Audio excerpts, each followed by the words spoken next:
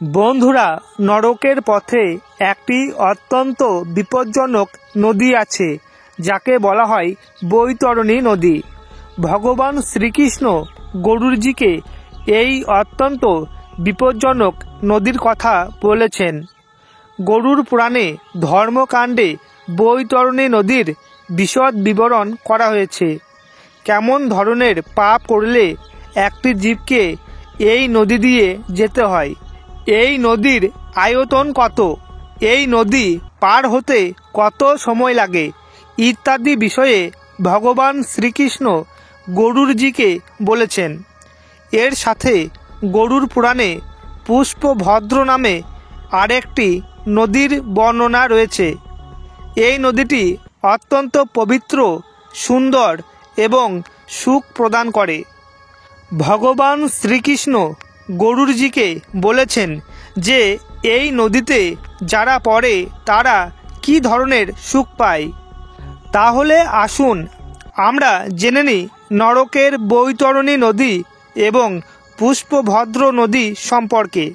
আপনি যদি আমাদের এই চ্যানেলে প্রথমবার এসে থাকেন তাহলে চ্যানেলটিকে সাবস্ক্রাইব করে পাশের বেল আইকনটি ক্লিক করতে ভুলবেন না। প্রথমেই আসুন জেনে নিই ভগবান শ্রীকৃষ্ণ বৈতরণী নদীর বর্ণনা কিভাবে করেছেন। একবার গরুড়জি ভগবান শ্রীকৃষ্ণকে বলেন, হে ভগবান, দয়া করে বৈতরণী নদীর বর্ণনা করুন। এই নদী পার হওয়ার জন্য জীবের কি করতে হয়? তখন ভগবান শ্রীকৃষ্ণ বললেন, যমলোকের রাস্তায় যে নদী পড়ে তার নাম বৈতরণী নদী। এই নদী অগাধ, দুস্তর পাপীরা এই নদী দেখা মাত্রই ভয়ে থরথর করে কেঁপে ওঠে। এই নদী কেবল পাপী আত্মাদের ভয় দেখায়। এই নদীতে রক্তের আকারে জল প্রবাহিত হয়। এই নদীতে মাংস, রক্ত পুঁজে ভরা জল বইতে থাকে। পচা মাংস এবং রক্তে পরিপূর্ণ এই নদীতে সব সময় দুর্গন্ধ বেরোতে থাকে, যাকে পার করা পাপী মানুষদের কাছে অত্যন্ত কঠিন হয়ে পড়ে। মৃত্যুর পর যেসব পাপী আত্মা এই নদীর তীরে যায় তাদেরকে দেখে নদীটি ভয়ঙ্কর রূপ ধারণ করে। তার রাক্ষসী এবং ভয়ঙ্কর রূপ দেখে জীব ভয়ে কাঁপতে থাকে। আর যমরাজের দূত ওই বৈতরণী নদীর মধ্যে তাদেরকে ধাক্কা দিয়ে ফেলে দেয়।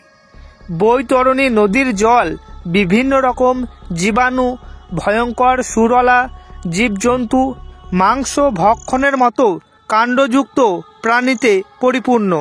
এরপর ভগবান শ্রীকৃষ্ণ গরুড়কে বলেন, যখন পৃথিবীতে প্রলয় আসে তখন যেমন পৃথিবীতে 12টা সূর্য একসঙ্গে দেখায়, তেমন নরকেও 12টি সূর্য নদীর জলকে একসঙ্গে উত্তপ্ত করতে থাকে, যার ফলে এই নদীর জল সবসময় ফুটন্ত অবস্থায় থাকে। এই মহাভয়ঙ্কর নদীতে পতিত পাপীরা চিৎকার করে, যন্ত্রণায় কাতর হয়ে তাদের পরিবারের সদস্যদের বারবার করুণ হাহাকার করে নাম ধরে ডাকতে থাকে, কিন্তু তাদেরকে সাহায্য করার জন্য কেউ থাকে না। খারাপ এবং পাপী লোকেদের গতি এমনই হয়। পাপী ব্যক্তিরা বৈতরণী নদীতে এদিক ওদিক পালাতে থাকে। ওপরের 12টি জ্বলন্ত সূর্যের তাপে এরা বিরক্ত হয়ে যায়। তখন নদীর জলে তারা ডুব দেয়, কিন্তু তাতেও তাদের শরীরে শান্তি আসে না।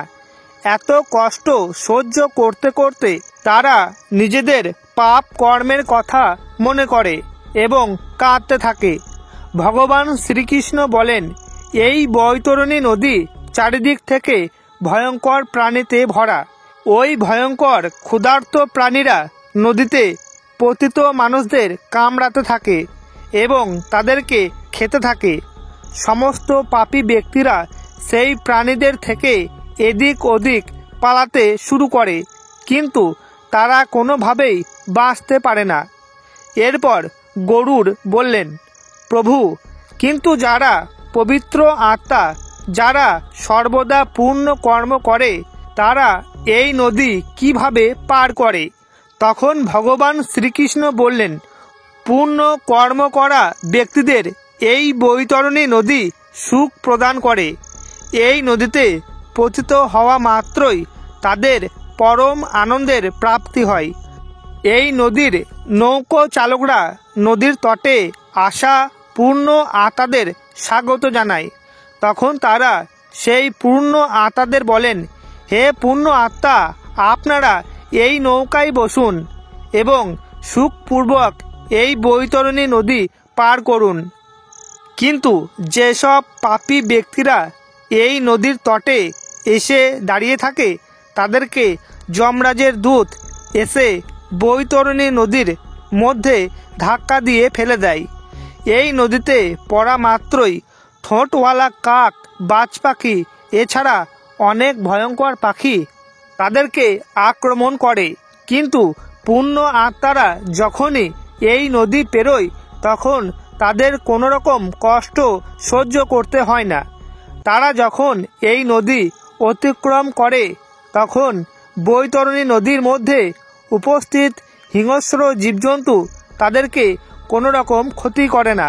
গরুড়দেব ভগবান শ্রীকৃষ্ণকে জিজ্ঞাসা করেন, বললেন, কোন পাপ করলে ব্যক্তিদের এই ভয়ঙ্কর নদীতে ফেলে দেওয়া হয়? তখন ভগবান শ্রীকৃষ্ণ বললেন, যে মূর্খ ব্যক্তি নিজের পিতামাতা, গুরুজন, পূর্বপুরুষদের সমালোচনা করে, তাদেরকে অপমান করে, মৃত্যুর পরে সেই পাপী ব্যক্তিদের বৈতরণী নদীর মধ্যে ফেলে দেওয়া হয়।